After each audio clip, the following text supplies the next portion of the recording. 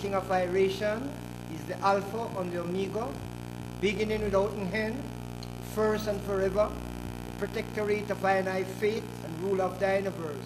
Hail!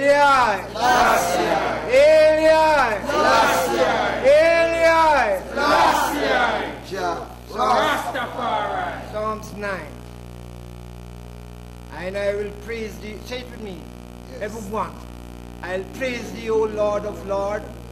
Say it. Say it. I will praise thee, O Lord of Lords, with our whole heart. I'll show forth all thy marvelous works. I'll be glad and rejoices in thee. I will sing praises unto thy name, O thou Most High. I will sing praises unto thy name, O thou Most High. And our enemies are turned back. They shall fall down and perish at our presence. On behalf of the Rastafarian community here in Shashamane, we are happy to convey to you and to members of your entourage a hearty and very cordial welcome. Rastafari! We are very pleased that you have been able to make it to the Promised Land. We have returned to Africa, which have acknowledged as our home and heritage. In the Caribbean, our forefathers taught us that we were Africans and that repatriation is a must. They taught us that our kings live and reign in Ethiopia and therefore encouraged us to return home. As everyone knows, in the early 1500s, millions of Africans were taken by force into captivity into the new world of the Americas. It is true that while most of these Africans are said to have been taken from the west coast of Africa, slaves were also taken from as far as Mount Kenya in Northeast Africa. It is a fact that Africans were also taken into slavery from along the sea coast of Ethiopia. It is also a fact that throughout our 500 plus years of exile in the West, many of us Africans, even against the greatest odds, never forgot our motherland, Africa, and never gave up the desire to repatriate to our bosoms. And appear to concern the things which are held in common by both the Ethiopians and the Caribbean nation.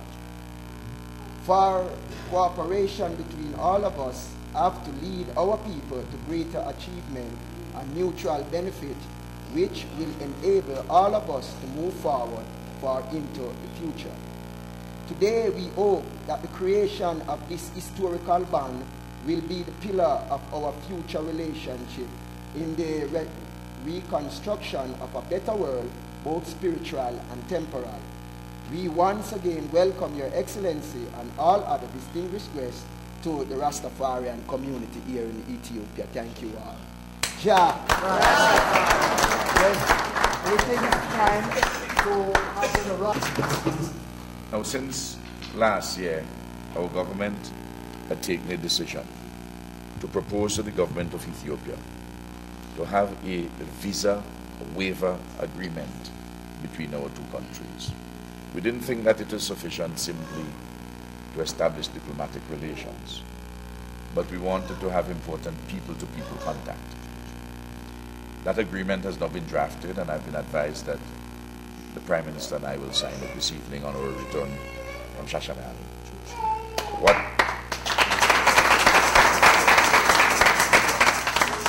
What this visa waiver agreement would do is simply this: that persons from St. Vincent and the Grenadines wanting to come to Ethiopia would simply have to, all they have to do, just go and buy their ticket and come to Ethiopia, because they would not require a visa to enter the country. They would be able to come to the country and stay Ambassador John, up to 90 days. Up to 90 days here. Whilst they're here, they can make all the other arrangements and regularize their own status.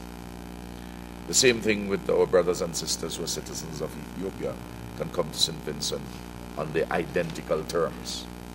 It is the first time, to my knowledge, that any country in the diaspora has established such an arrangement with Ethiopia. It is a major breakthrough and has revolutionary implications for the contact between the peoples of Ethiopia and of St. Vincent and the Grenadines.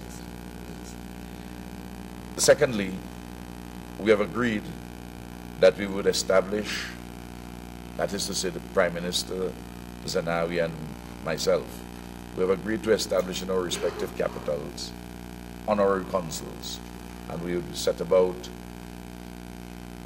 selecting one person, both here in Addis Ababa and also in Kingstown, to represent the various interests of our countries and peoples.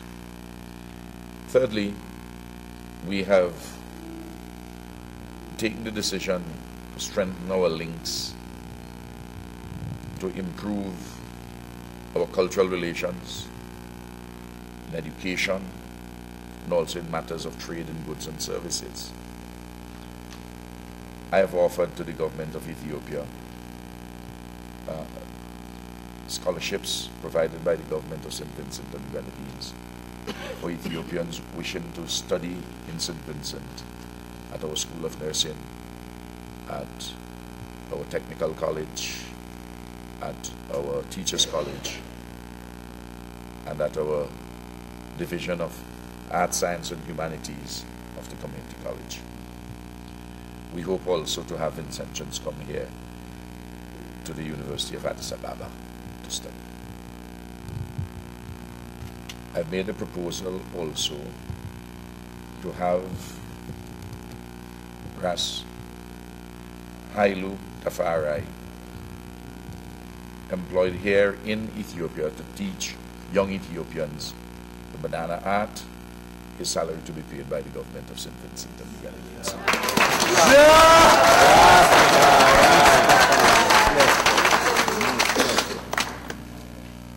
I am hopeful that we can establish at a formal level relations between the government of St. Vincent and the Grenadines and the Rastafari community here in Shashamani, where the government can assist in mobilizing resources to help you with your educational programs for the children and the young persons here in your community.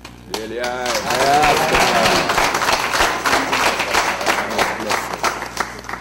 We have a very important strategic objective. We want to see a link institutionally established between the African Union and CARICOM. But I go further and ask for, I did so in a speech in Jamaica at a conference where I was invited to speak on behalf, speak by the African Union, the Jamaican government, and the South African government. Earlier this year, my brother attended the conference also. And I'm suggesting what I call the ABC Commission, a commission between Africa, Brazil, and the Caribbean. Brazil has the largest group of persons of African descent in the diaspora. They're the largest group of persons of African descent anywhere in the world outside of Africa. And it is very important that we involve them. And the airline links on from the south of the Caribbean, Trinidad, Venezuela, Brazil, and you can come over easily from Brazil to West Africa and over to Ethiopia and Eastern Africa, or to go to Southern Africa if one wishes. The proposal has been accepted both by the African Union and CARICOM for us to have observer status respectively in each of those bodies. That is to say, CARICOM would have an observer status at the African Union, and the African Union an observer status with CARICOM, so that we know each of us know what we are doing. Of course, there are several Caribbean countries which historically have had very strong ties with Africa. And in the Caribbean, the one which has actually put its people's lives on the line is the Republic of Cuba.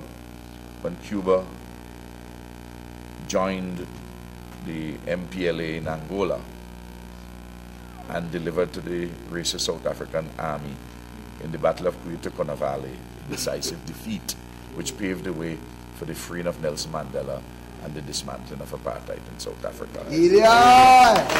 Yes.